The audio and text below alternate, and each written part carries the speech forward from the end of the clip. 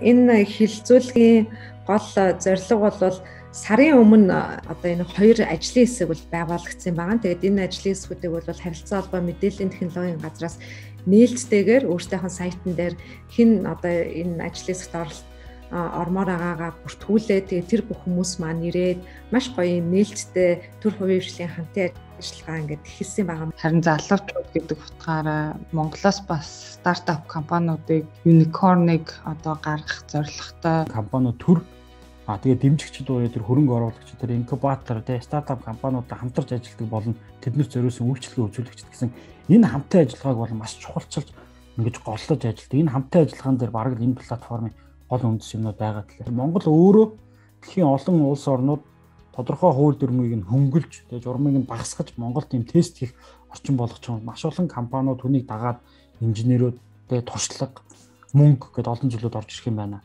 Тэгээд Монгол компаниуд маань захиур өндөд удахгүй захиур хагална гэдэгт итгэлтэй байна.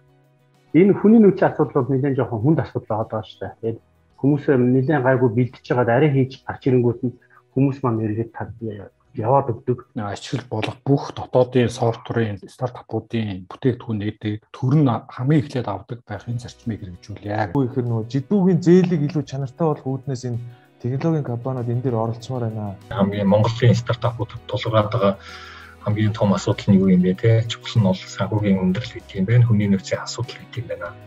Бид нар ер нь явж энэ вендор буюу энэ вендор лог руугаа яваад байна. Лендлогтойгоо ижил бэрхшээлийг үүсгэх гэдэг байна. Тэгэхээр бид нар эндээс тухтах хэрэгтэй шүү. За энэ дээр бол бас инновацийн компаниудыг дэмжин дэвшлүүлэн хөрөнгө оруулалт хийх гэсэн энэ бидний нөгөө хийх гээд байгаа юмнуудыг бол ерөнхийдөө бас оруулалт өгсөн юм байна. Түрүүний эхний ярьсан суурь судалгаануудыг хийж өгөөч. Энэ хөдөө аж ахуйн салбарт ямар инновац хэрэгтэй байна?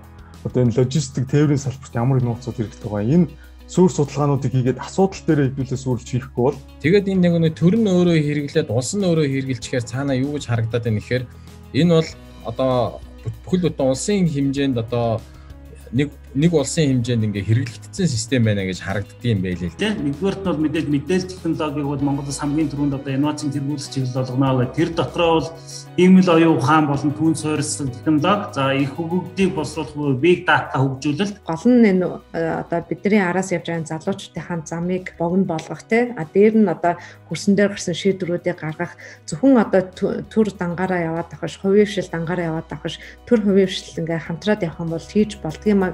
Угаасаа дэлхийд өрсөлдөхийн тулд бид рүүшин дотоодын өрсөлдөөний орчин маш тийм одоо юу гэдэг нөгөө тэгш бөгөөд одоо дотоод өрсөлдөөнд нэмэгдүүлэх шаардлагатай л да. Тэгжиж бид нар өс нутгийн болон дэлхийн хэмжээний компаниудад төрүүлэх боломжтой байх болов гэж харж байна л да. Тийм учраас одоо энэ дотоод өрсөлдөөний боомлж байгаа бас хууль эрх зүйн орчинд хараарай гэж.